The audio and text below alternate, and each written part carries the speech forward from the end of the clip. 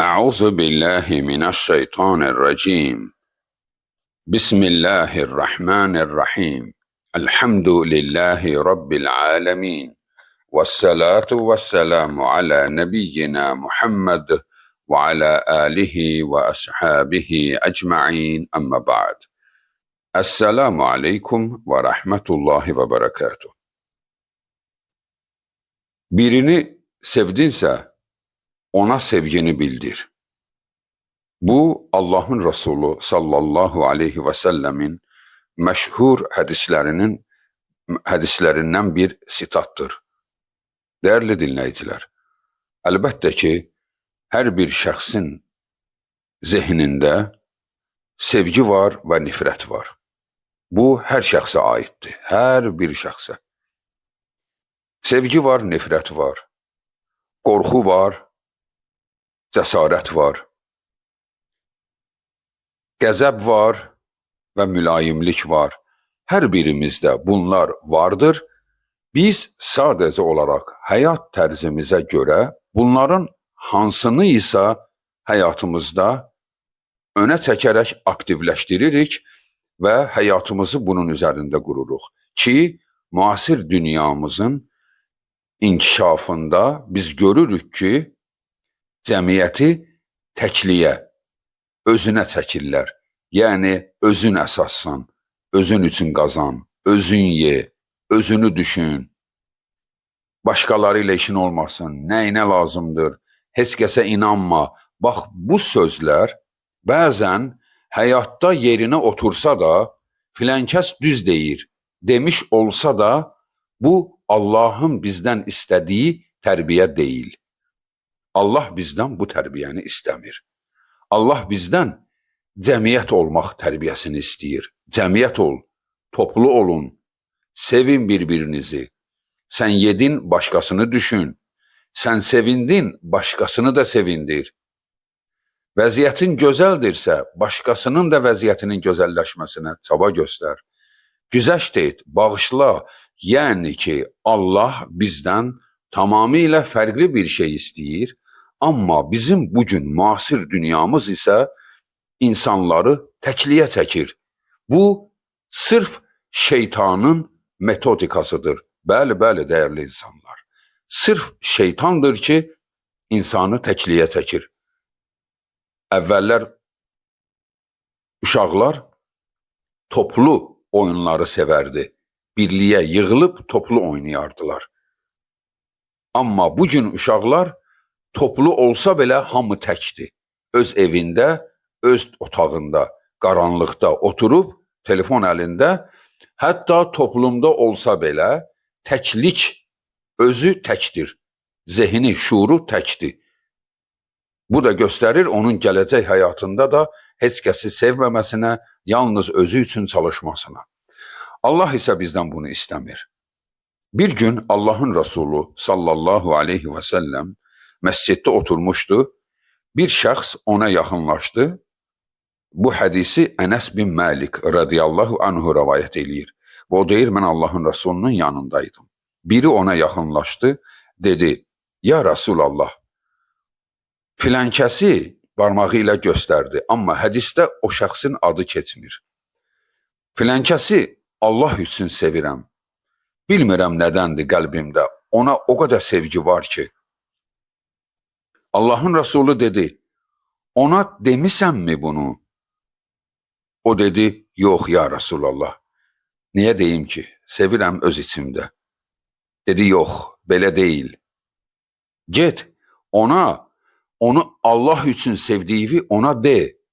Çünkü sizler birinizə sevdiyinizin məlumatını verdikcə və onun da qəlbində sənə qarşı olan sevgi böyüyəcəkdir. Yəni bir-birinizi sevdiyinizi deyin, xəbər verin, deyir. O şəxs ayağa durur, gedir ona deyir. Filankəs, salamu aleykum. O deyir, aleykəssalam. Deyir, Allah şahiddir ki, mən səni Allah üçün sevirəm. O deyir, Əhəbbəkəl-ləzi əhbəbtəni ləhu. O Allah da səni sevsin ki, sən ona görə məni sevirsən. Baxın, dəyərli insanlar, burada hədisin mətnində Allah üçün sevmək hissəsi iki var. Bu, sevginin ülvi olduğunu göstərir. Baxın, bizim bugünkü dərsimiz hazırlanmışdı toplum arasındakı sevgidən. Bir də var eşq. Yəni bu eşq dərsi deyil. Yəni eşq nədir? Sevgi nədir? Eşq elə sevginin bir hissəsidir, amma əks cinslər tərəfində baş verir. Bunun nəticəsində ailə qurulur, övlad dünyaya gəlir. Ona deyirlər eşq. Və bəzi cahillər eşqi qarışdırıblar. Baxarsan kişidir, deyir mən filan kəsin aşiqiyəm. Kişi kişiyə aşiq olmaz. Bu haramdır, günahdır. Çünki eşq qarşılıqlı sevgiyə deyilir. Yəni bu əks cinslər arasında baş verir. Dərsimiz isə sevgidən, məhəbbət. Bu Allaha da olur, anaya da olur, övlada da olur, əşyaya da olur, hər nəyə olur. Bizim bugünkü dərsimiz toplum olaraq, cəmiyyət olaraq, ailə olaraq, nəsil olaraq biri-birimizi sevək, biri-birimizə sevgilərimizi bildirək. Sevərkən gizli sevmə. Çünki sevgi qarşılıqlı olmadı, istər-istəməz zamanla soyuyur. Zamanla soyuyur. Çünki əks tərəf də bunu bildikdə, onun da sənə qarşı olan duyğularının dəyişməsi, daha doğrusu güclənməsi, sizin ikinizin aranızda olan dostluq, qohumluq, qonşuluq, iş yoldaşlığı, sevgisi yüksələcəkdir. Çünki hər bir şey diqqət edilməklə gözəlləşir. Sigmund Freud demiş ki, diqqət edilməyən hər şey ölür. İstər sevgi olsun, istər sağlıq. Bəli, yəni hər bir diqqət olunmayan bir şey ölür. Boş-boşuna sən bir tərəfli sevirsən, sonra ondan bir hərəkət görürsən, onunla da sevgin heyif olur, hədər olur. Amma ona bildirəndə mən səni Allah üçün sevirəm, onun da sənə olan diqqəti artır və beləliklə də biz biri-birimizi sevmiş oluruq. Necə ki Allah Qur'an-ı Kərimdə də Hucurat surəsi 10-cu ayədə buyurur ki, İnnəməl mu'minunə ixvatun. Həqiqətən də mümin kişi və qadınlar biri-birinin bacı və qardaşlarıdır. Təsəvvür edirsinizmi? Bacı qardaş nə deməkdir? Yəni sən onu doğma kimi sevəcəksən. Doğmanı necə sevirsən? Hər nəyinə güzəşt edirsən. Bax, dostluq da belə olacaq, sevgi də belə olacaq. Sən müsəlmansansa, möminsənsə, qarşı tərəfə qarşı olan sevgini ona bildir ki, o da səni sevsin və nəticə olaraq biz biri-birimizi sevən bir toplum olaq. Sevginin faydası çoxdur. Sevginin faydası çoxdur. Həqiqətən də bu belədir. Misal üçün, biri sevdisə birini, sevən insanın qəlbi həmişə fərəhli olur. Fikir verəsiz. Baxın, nifrət edən insan var, ha. Onun hey qaşları düyünlüdür. Alnı qırışlıdır. Üzündə hey soyuqluq var. Ona sevgi ilə yaxınlaşırsan, o gözünü süzərək sənə baxır. Əlinin parmaq hissəsini uzadaraq səninlə görüşür.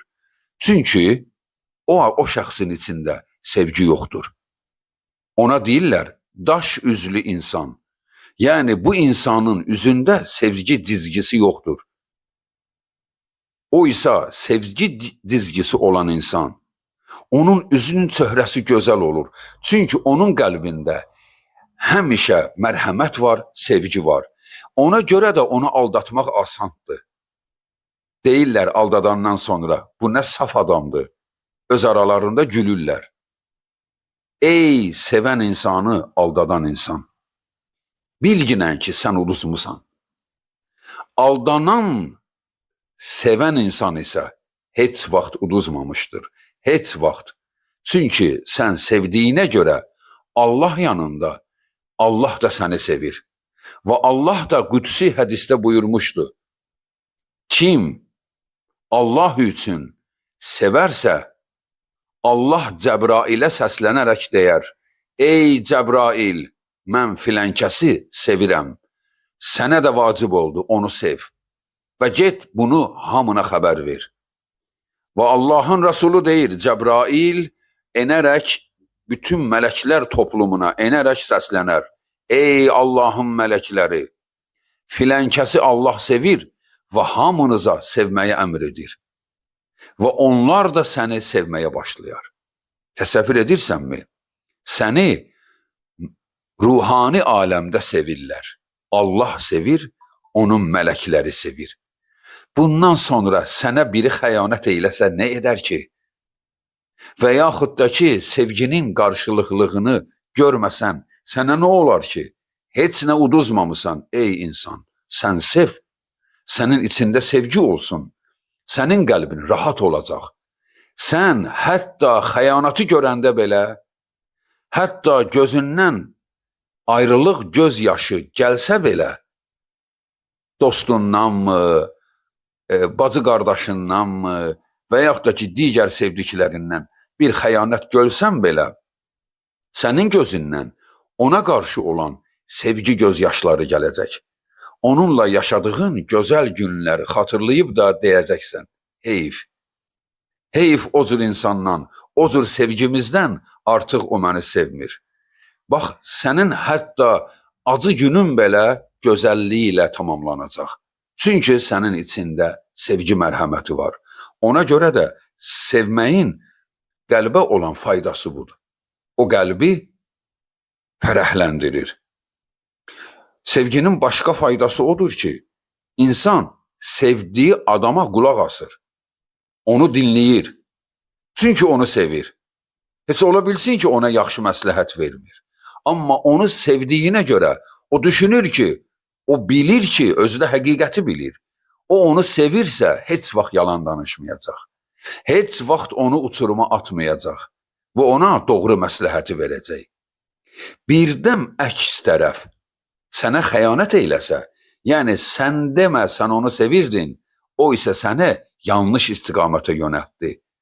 Əslində belə olmayacaq, amma birdən olsa nadürüst bir insandır, belə bir addım atsa da, sən onu sevdiyinə görə, ona inandığına görə uduzmayacaqsan, ey insan. Allah sənin o uduzmağını gözəl bir mükafat ilə nəticələndirəcək. Yetər ki, səbirli ol. Necə ki, Qur'an-ı Kərimdə Rəbbimiz buyurur. La təhsən innallaha ma'ana. Abu Bakr radiyallahu anhuya görə nazil olmuşdur bu ayə. Kədərlənmə, Allah bizimlədir ayəsini Allah endirdi. Abu Bakr radiyallahu anhu narahat idi ki, düşmənlər bizi tapacaqlar, Allahın Rəsulunu da və məni də öldürəcəklər. Allah bu ayəni endirdi. Kədərlənmə. Allah sizinlədir. Resulullah deyir, Allah bizimlədir. Yəni, Allah səninlədir. Ey düz insan, nəyin narahatlığıdır səndə? Sən düzsənsə, dinlə, sevdiyi dinlə və onun xeyrini görəcəksən. Bəli, sevməyin faydalarından biri odur ki, biz sevdiyimizi dinləyirik. Sonra sevdiyimizin nöqsanlarını görmürük. Əslində onda nöqsan var, görmürük. Misal üçün, gözü çəpdir, o sənə gözəl görünür. Yanaqda qəmzə olur bəzi insanlarda. Yanağın qəmzəsi, yəni yanaqda batıq. Əslində tibbə görə yanaqda batıq nöqsandır. Onun yanaq bir sümüyü əskikdir, doğuşdan olur o. Çanaqda bir oynaq sümük vardır, o sümük kimdə yoxdursa onun qəmzəsi olur. Yəni yanağında qəmzə olur. Tibbə görə bu nöqsandır. Amma sevənlərə görə isə bu ən gözəl xatırlamadır. Çünki sevənlər insanları bəzən nöqsanlarına görə belə xatırlayır, onun yanağının qəmzəsi. Halbuki yanağın qəmzə olması nöqsandır, amma o sevən üçün gözəllikdir. Bax, belə olur, sevginin faydası budur. Nöqsan olsa belə sənə gözəl görünəcək. Nə desə inanacaqsan. Deyir, inanırsan. İnsanlar niyə inandı ki, Allahın Rəsulu göyə uçub? Bu nə deməkdir ki, insan göyə necə uça bilər? İndi göyə uçmaq üçün 40 il dərs keçirlər, nə qədər idman keçirlər və nələr hazırlayıb göyə gedirlər. Hələ də biz inanmırıq göyə getməyinə. Şəxsən inanmırıq. Yenə deyirik ki, bizi aldadırlar. Heç Ayazada getməyiblər. Elə buralarda bir yerdədirlər. Bizə yalan danışırlar. Hələ də inana bilmirik. Hələ bu günlərdə 1400 il bundan qabaq Allahın Rəsulu dedi ki, mən göyə getdim. Göy deyəndə ay, ulduz yox. Rahman və Rahim Allah ilə görüşə getdim. Bu bütün varlığın sonu deməkdir. Ora bugünkü hesabla milyard illərlə işıq ili getmək lazımdır. Amma Allahın Rəsulu dedi, mən oraya getdim. Əbu Bakır dedi, hələ özü də Allahın Rəsulundan eşitməyib. Kənardan dedilər ki, sənin dostun belə deyir. O dedi, o deyirsə getmişəm, deməli gedib. Vəssalam. Bax, budur sevgi. Qeyri-adi hər nəyi gerçək eləyir. Səni inandırır. Çünki o Allahın Rəsulunu sevirdi. Bilirdi ki, sevdiyim yalan danışmaz. Sonra xəta etsə belə, sən sevdiyimin xətasını, hətta xətasını gülüşlə bitirəcəksən. Gülüşlə.